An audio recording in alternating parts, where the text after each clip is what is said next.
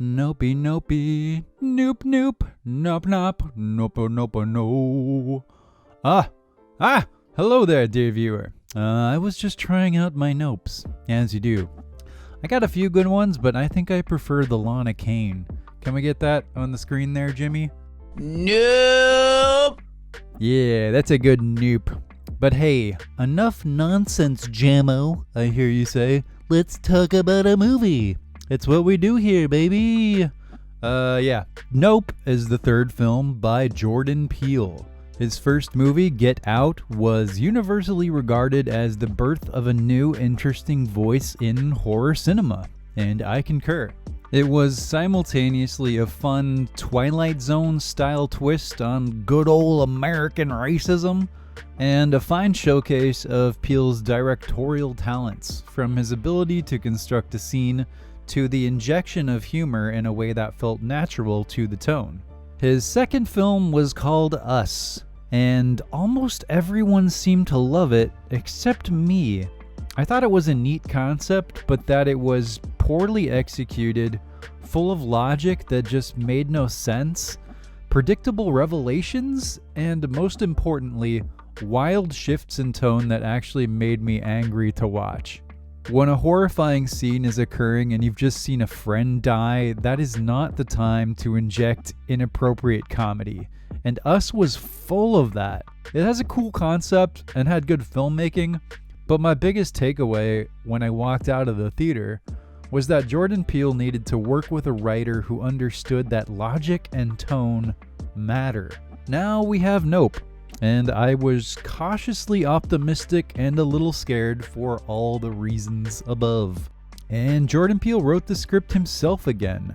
But you know what? It's really good all around. And one of the best qualities is actually that script. But hold on. We'll get to that. What is this movie about, Jammo? The story is that one day a dude named OJ and his papa are chilling out at their ranch, and a bunch of keys and junk falls from the sky, killing old Pap. Fast forward, and OJ and his sister are doing their best to keep the family business of using horses in TV and movies or something alive, but they're not doing so great at it. Not only that, but things are starting to get weird over at OJ's papa's ranch. One might say, paranormal? Alien, perhaps? You'll have to tune in to find out. So, in order to talk about why this movie works for me, I'm gonna say minor spoilers.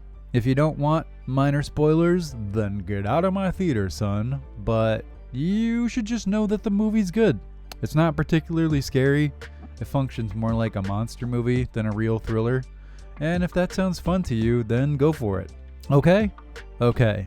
3, 2, 1, a biggity boo. Spoilers for me, and spoilers for you.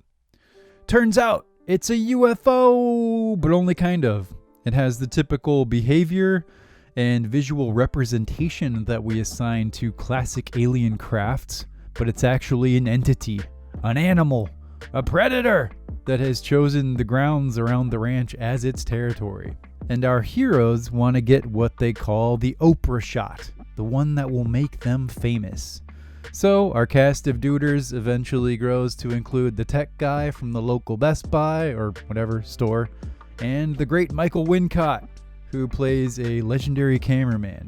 Now, besides the fact that the movie is generally a lot of fun, filled with moments of tension, adventure, and just enough character touches to make everyone feel fleshed out enough for 2 hours, I really admired just how rock solid the script was. Now you youngins, you'll have to excuse me while I enter grandpa mode here, but before this modern era, before buttholes like Roland Emmerich, movies used to do something called setup and payoff. Let's use examples from Nope. It's set up that looking certain animals in the eye is a good way to get your day ruined.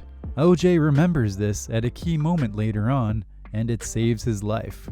At one point, we see that the monster has trouble devouring certain items, and although it's not expressly stated at the time, our heroes use this to their advantage later. Even innocuous details, like a wishing well photography booth used for just a throwaway gag in the beginning of the film, becomes important later on.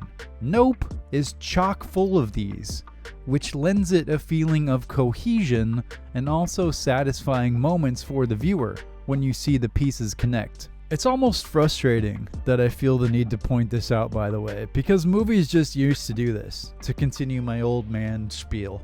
It was standard, and back in the 80s or 90s, highlighting it would have been weird. Like, yeah bro, it's a movie, setups and payoffs. But in today's wasteland of hack writer sludge, where the movies that get released into theaters, specifically, are so often just things happening at you for 2 hours without regards to story structure or intelligent character arcs, in that world, Nope is a breath of fresh air. I know most people aren't going to think about all that stuff, about the screenplay. For them, it'll just be, a fun summer movie ride with some chills and thrills and spills and good characterization. But I'm not talking to them. I'm talking to you. You get it. You get it. We know. And hey, the humor actually fits the tone here. So it looks like Mr. Peele learned his lesson. And that's Nope. Like I said, it's not particularly frightening. Although there is this non sequitur side plot about a chimp on a 90s style family sitcom who goes berserk and murders everyone in the studio, and it's the best scene in the movie? What was I saying? Yes to Nope. I say yes to Nope. Yep to Nope. Nope is dope. I don't know, just go watch it, whoever you are. Bring your grandma to the theater. Tell her it's the new Planet of the Apes movie. And you know what? A big hand of applause for Jordan Peele, who corrected all his mistakes from the last movie, even though he didn't need to, apparently, because everyone loved it. I will never understand. I will just never understand that. Alright, that's me done for the day. Hit subscribe for more old man Jammo complaining about movies, and get out of my theater. The crew and I are going to watch Top Gun Maverick at long last.